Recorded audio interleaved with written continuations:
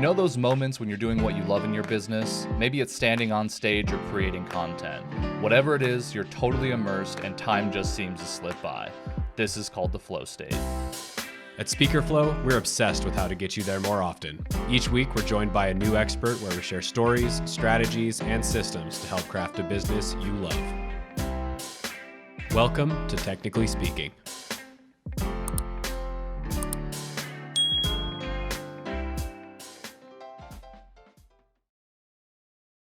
All right, now that was a success. We just ran into a roadblock getting this one started, but luckily we fixed that problem. What's up, Gary? It is awesome to have you on the show. We are so pumped for this one. I'm excited. You know, I've it's like I know you guys. I've edited so many shows and haven't ever met you face to face, so this is cool for me. I'm excited. Yeah, It is heck yeah. cool. Well, for context, everybody, Gary has been editing our show since day one. Bless his soul. Those early episodes were rough. Hopefully, we've gotten better over time. Yeah. Yes. But I didn't even know it was. I mean, honestly, that it was from the beginning. I should know, but I just edit so many shows. It just kind of all stacks together. But yeah, I knew it'd been a while. Wow. From day one, man. Absolutely. Yeah. Wow. Day one. This makes this probably the most meta episode we've ever created. Yeah, too, right. How many people cool. have brought their editors onto their own show? Dog, That's awesome. I Deserved don't too. know. So cool for sure. That's good. Well, I I'm love the curious show. about your background. Like we were talking earlier, like before the show a bit, and it sounds like there's a little bit of a journey from like how you got into like audio editing and engineering and stuff. And so it also seems like it's not really one of those things similar to Austin, where like one day as a kid you were like, I want to edit podcasts when I grow up. You know? No, in like, fact, how did this whole thing come to be? No, in fact, I refused to edit podcasts at one point. So it's a funny story. Oh, yeah? Yeah. So my previous life, like I'm a corporate guy or was a corporate guy. Now I'm very anti-corporate, but I was a corporate guy, middle management, upper middle management, operations, but lots of continuous improvement. And this will all mesh together. The continuous improvement is kind of one of my superpowers where my entire career, I ran around fixing everything everybody else messed up. Like you'd bring in a new installation of something. They're like, hey, it's all good. And then I'd come in a week later and go, it's not so good. And I'd refine it all kinds of optimization. That's what I did. Learn processes. Subject matter experts for all kinds of things over the years. At some point, I accidentally got into voiceover work. Different story, but I got into voiceover work. And I was doing some voiceovers for a podcast intro for a show. And the guy contacted me a week or so later and said, hey, are you interested in editing my podcast? And I said, absolutely not. Thanks for asking. And he said, well, I've got a problem. This guy that I have editing it now, I'm not satisfied with the way it sounds. Can you listen to it and tell me what you think he's doing? I said, sure, I'll listen to it. This guy was a really great client, really cool guy. So I listened to the episode and I replied to him. I said, hey, here's the problem. He's doing this. Tell him to stop doing that and never do it again. Awesome. Would you like to edit my show? No. like 3 or 4 weeks went by. He came back like a month later or so. And he said, hey, I kicked the one guy to the curb. I got a new guy and I don't like what he's done either. Can you take a listen to this and let me know? I said, sure, happy to. And it was this and that and the other thing. Tell him never to do that again. Cool, thanks. Want to edit my show? No. I'd never edited a show. So I edit audio a lot because it's voiceover stuff. And I was neck deep because when I go into something, that's how I go in. So the engineering journey and all the processing was stuff I'd already learned. But a podcast is a big thing. So I waited a little while and no, let me start over. I'm going to edit this part out. So he contacted me again and he said, listen, I really want you to edit this show. I feel like you're the right person for it. What's it going to cost me to edit this show? And I thought about it long and hard. And I said, you know what? X. And it wasn't nearly enough. And I edited the show and I got part of the way through the show and I was just miserable. I didn't know what I was doing. It was a slow, arduous process and it was terrible. And so I contacted him. I said, listen, man, I'm really sorry. I want to cancel this, but take your money back. But I want to give you a list of all the things I heard about the show, your presentation style, all these, just a huge list of tips. I wanted to give you more than he deserved because I felt bad. And he's like, dude, you have got to continue to edit my show. I really appreciate this. And so he's the guy that got me into editing podcasts. And from then it was slow and painful and I grew and got faster because going back to my background of optimization, once I sink my teeth into things, I just go and go and go. And now I'm ultra fast, and it's another superpower that people are like, well, how long does it take you to edit this? And I tell them, other editors, they're like, no way. I'm like, no, that's what it is. So thankfully, he forced the issue. I did not dream of being an audio engineer when I was a kid. I did not ever even honestly listen to podcasts until about that time. That's when I kind of got into it. So weird Wow. trip. Wow. And it's turned into a ridiculous full-time career. It was a crazy side hustle for a long time where I made a I ton was of money. curious about that. Yeah, was it like Yeah. side to the corporate thing? Yeah, it was. Yeah, it was. So how long before you realized like I'm gonna do this full like tilt? Like what was that like process like? Because you Well, went from like I'm not touching this to yeah. now you're doing it as a career. So The what was that problem is, transition? the problem is I'm in a corporate world, successful management, making a good Yeah. living. Never really was a great fit in corporate America because I challenged everything, and it was just the things that made me not a great employee were also the things that made me a great employee. I pushed hard and got things done. I was a little bit of like Mr. Wolf, the cleaner, but at the same time, people got their toes stepped on and a little hurt. And so I didn't, it's hard to imagine after you've done that for so long, because I'm a little older.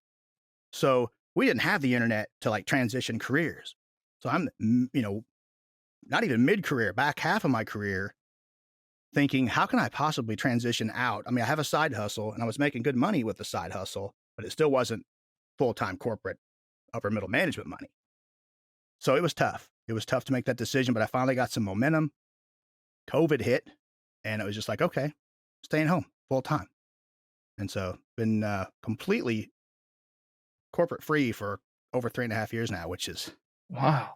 it's a great Wow, place to be. congratulations. That must have been actually thanks. interesting. It's like similar timing to when we got started, right, with the show. Like I think we are 3.5 years ish in. We Yeah. must have just caught you right as you were Probably rolling. so. That's crazy. Yeah.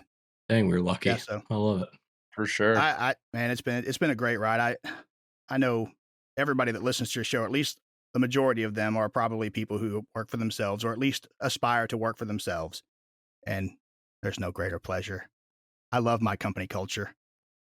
That's true. Yeah, seriously. It's so awesome. what are like some of the advantages that you found have come from this skill set? I mean, outside of you being able to make it a career, obviously. I mean, advantages just working at home is unbelievable. I have a kid. He's 11. So I get up in the morning, I make him breakfast, I take him to school, I pick him up every day.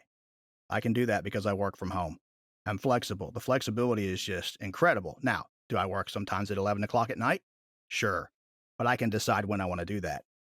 But I also think one thing I really love about podcasting and what I've done is, and this is really interesting, because if you look at me, I'm a middle-aged white guy with a law enforcement haircut, right? And we can cut this. We can cut this if you think it's going to offend people. But I have the craziest catalog of diversity when it comes to shows that I edit for.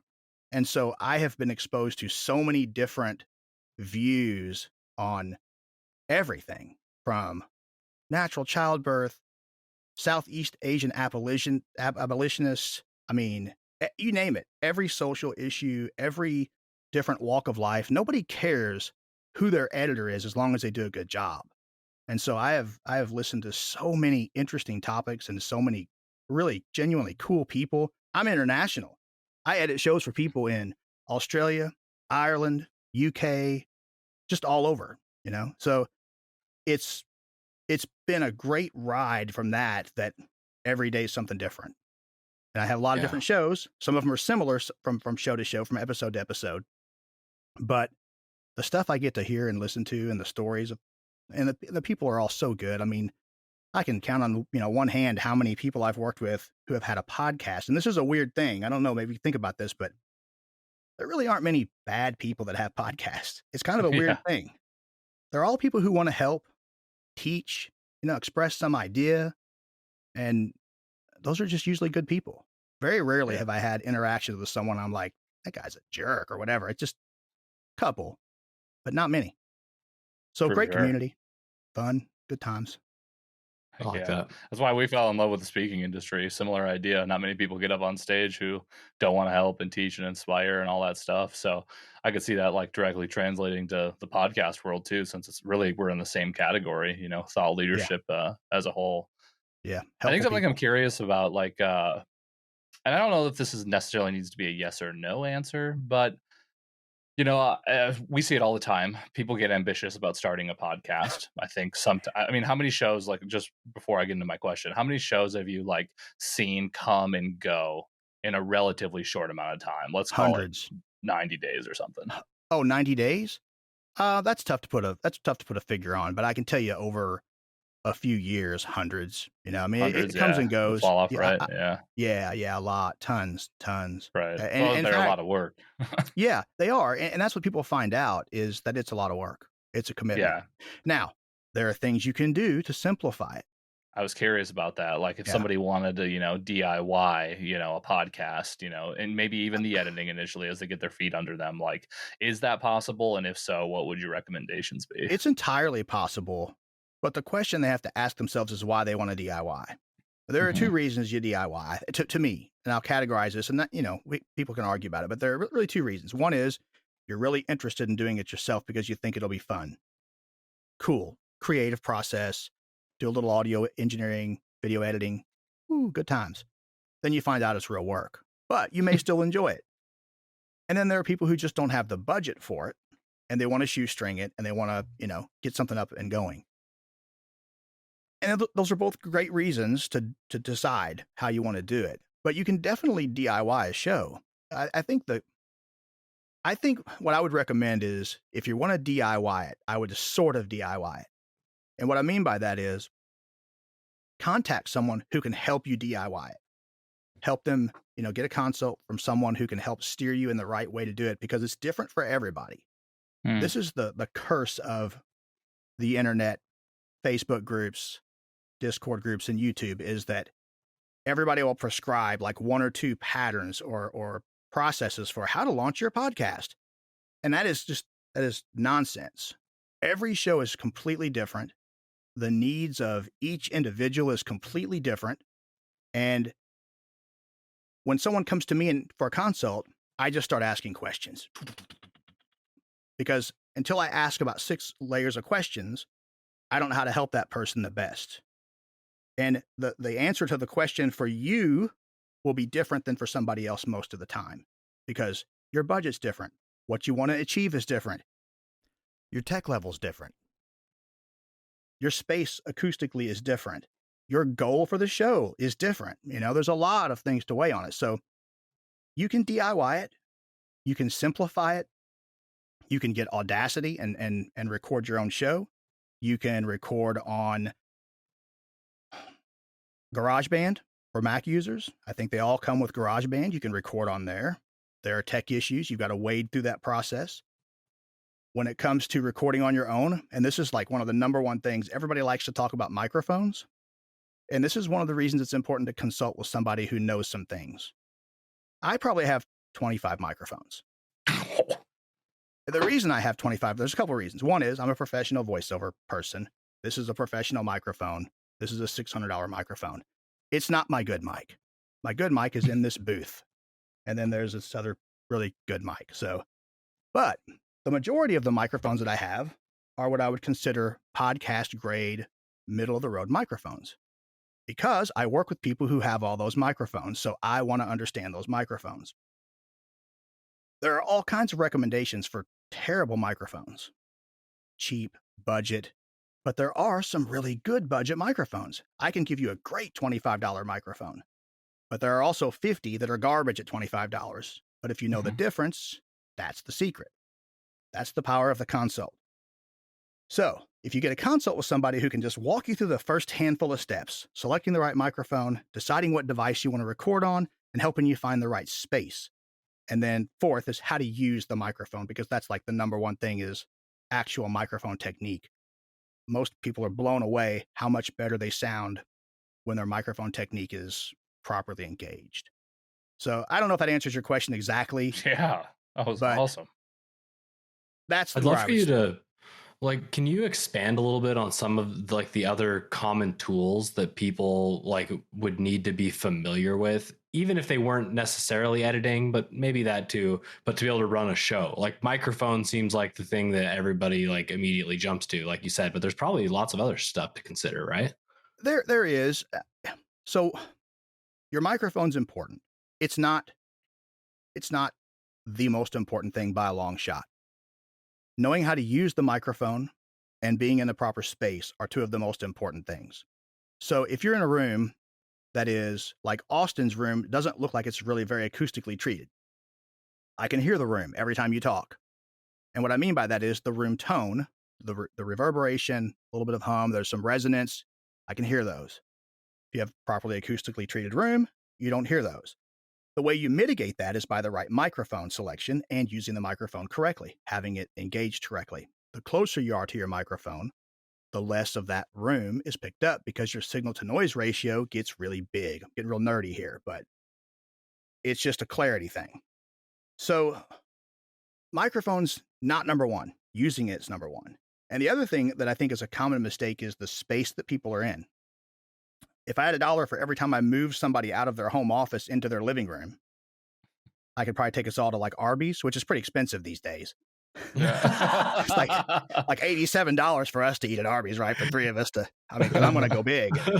I'm getting mozzarella sticks, but they get in their office and it's just like this common thing. You have this nice office at home. You're working from home maybe a lot, so you make it nice and you want to be in there. It feels comfortable. The worst room in the house next to the bathroom to try to record in.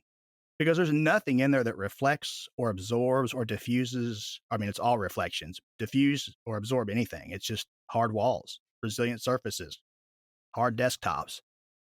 That becomes a challenge. So I move people. Just move them. Hey, just go to your living room.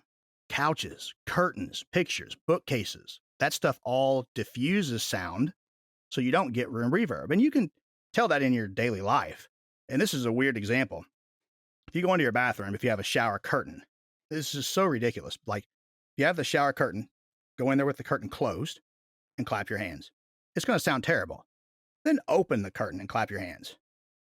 It's just a shower curtain, but even just a simple shower curtain makes a huge difference in how much reverb there is in a room. So you take that and apply it to a living room, and it's like couches, drapes, all the other stuff.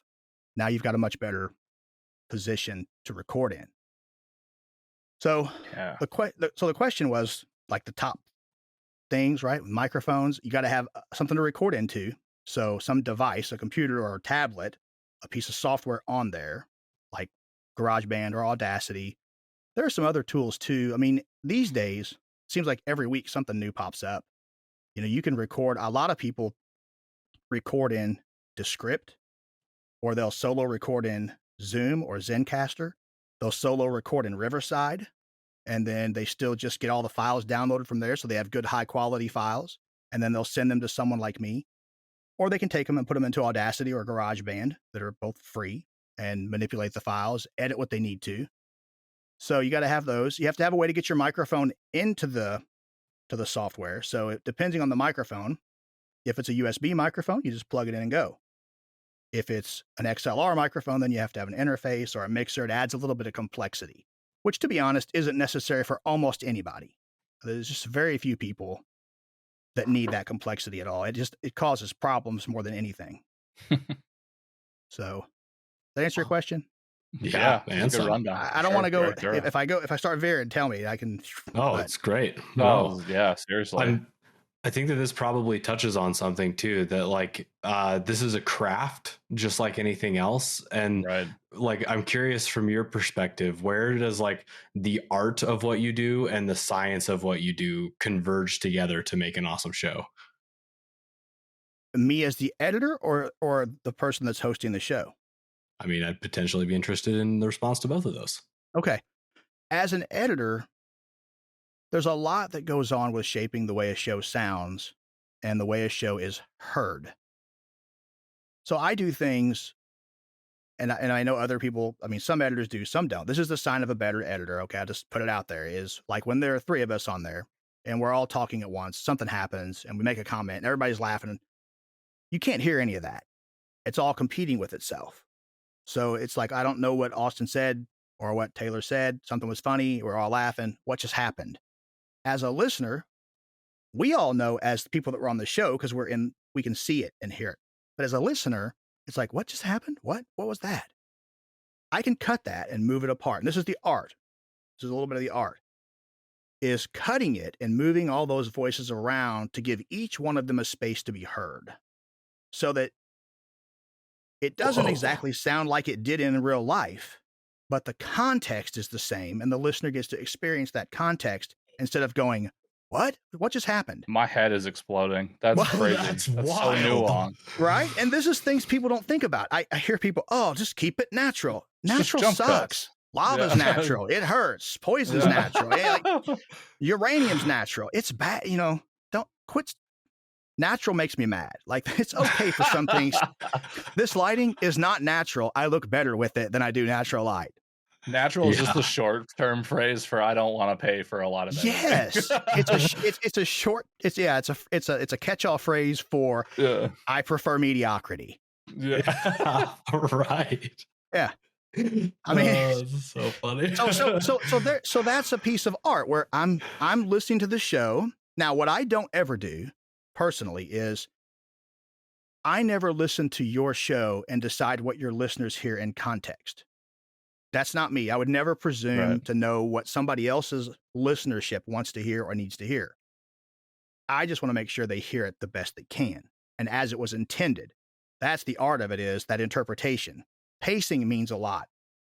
Sometimes somebody will ask a question and there needs to be a pause. It's a big question and the person doesn't know how to respond, or they'll make it, or they'll answer something. They'll stick the landing.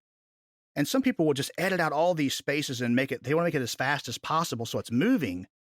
But if you stick the landing on something and you make just a real salient point, give it some breath, man. They need to process that. Your listeners need to go, oh, he just said, wow. So you give it a little time. There's some art in that, knowing what that pacing needs to be. It's a little bit of the storytelling. It's editorializing to some extent. But then there's just some nerdy stuff too. It's just, the value ratio is a real thing. And you guys cater to professionals. And professionals, I'm just going to say it. I struggle when people are professional and they can't speak well. I hear it all the time. And the worst are government people. If I hear one more person say that they were on the Senate Oversight Committee for something and they can't talk at all, I'm just like, are you kidding me? I don't trust anything you say. You said 87 words, 24 of them meant something. I cut all the rest out. It's really fluffed up, yeah. Yeah, well, it's not even fluffed.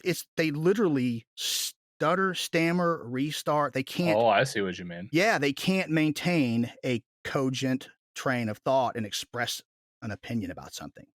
It's bothersome to me as a listener. I need to be able to trust you, and there's some credibility in hitting it right and nailing it and sticking the landing. So that's not as scientific. It's just removing the restarts and the stumbles so that they sound like they.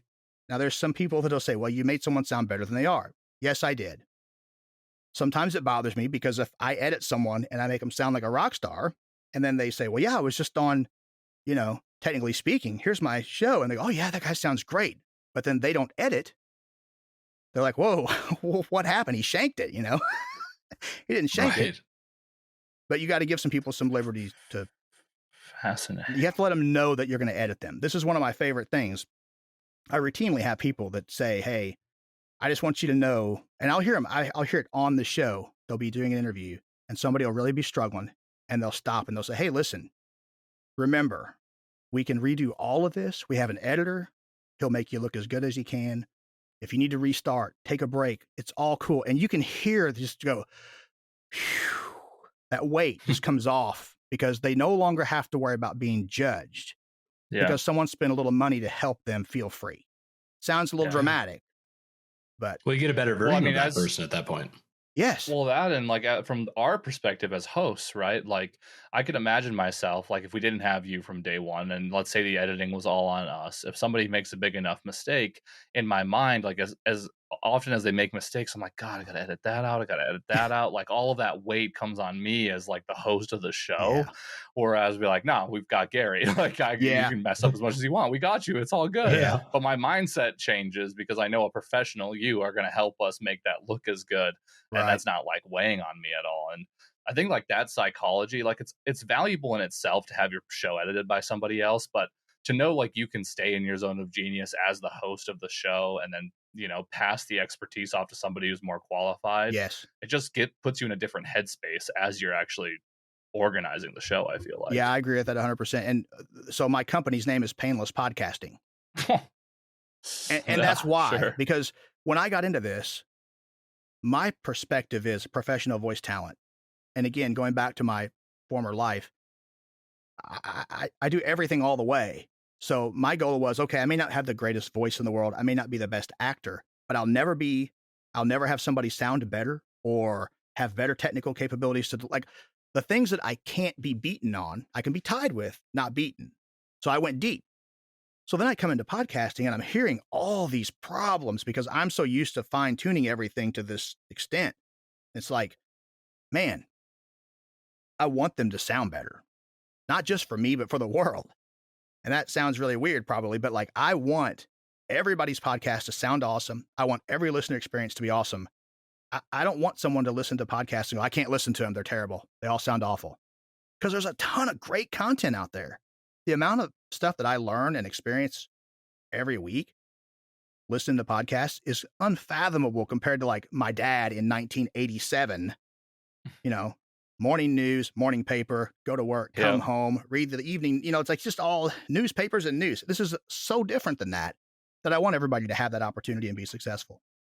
So that's why I got into, when I started editing, I was like, I can help these people. Most of the stuff they're missing are just the basics. Just like the whole 80-20 thing, it's so true. And especially in podcasting and audio production, it's just so many just little things that don't cost you any money make a huge difference. Huge difference. Yeah. So that's why I did that, because I want them to focus. I want them to be able to not stress about it, take that weight away, just focus on marketing, finding guests, and doing what they enjoy. Heck yeah. One thing that I've been kind of pondering as we've been going through this is on a previous shows also, I think we've had like podcast oriented shows in the past. Am I wrong about that, or am I losing my mind? I just maybe hit and miss. Dabbling. Maybe some like other hosts, talking about their experience. Yeah. What's interesting is you get to see podcasting at an incredible volume, right? Like as hosts, sure, we go and guest on some shows. To be honest, I'm not the biggest consumer of podcasts. And if I am, I have maybe one or two I resort to. So I don't get a lot of context necessarily for other shows out there. And you see, I mean, you said what, 12,000 shows in the last 7 years or something? Yeah, Stop counting. over 12. Yeah. I stopped counting. So what makes a show great? Like if you think about your favorite projects that you've worked on, you're like, holy crap, these people have it together. Like what were the things that there's so many different types of shows. I think, there was a comedy show that I listened to that was just incredible, but it didn't last. But it was just because it was so much work for them. But they had it. They had this great chemistry. It was a fun show. And for whatever reason, they didn't last. Technically, they were doing okay. But I think the shows that I always notice when they're really good are the shows where you learn something. And it's a combination of interesting content, but the good interviews, like the process of back and forth. Okay, I'll define it like this. So what I don't like in a podcast is a presentation. And I see so many people revert to this presentational style because they think that they're at a TED Talk or they're at a company meeting and they're producing and they just really get into this formal tone about everything they do. The best ones are the conversation. It's where I'm just listening to two people talk about something. I'm gleaning something from it. I'm learning, but I'm also getting to know them. I feel like I know them because it's a little more intimate and you want to hear it. You're so interested in it, you can't stop listening. And when you pile good audio on top of that, I listened to a show one time. Somebody recommended a show. I wish I could remember the name of it. They said, you should check out this show. I think you might like it. I didn't like it at all, but I probably listened to it for like 40 minutes because it sounded so good.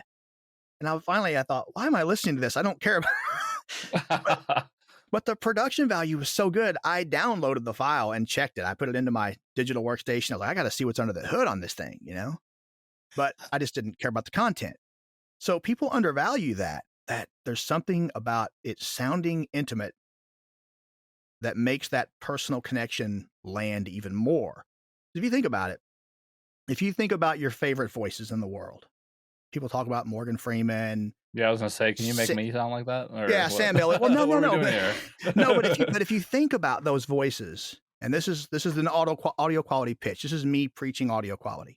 If you think about those voices, the ones that just ring in your ear, and you just could listen to them read the phone book, and if you close your eyes for a second and you think about that person's voice, and then how does it sound to you? It's usually warm, deep, intimate sounding, clear. There's articulation in there. It's all the good stuff. Nobody ever wants to sound like they're in a bathroom. And so that psychology of hearing that voice, the same thing off of a podcast that you love to hear, it's the same thing in a podcast.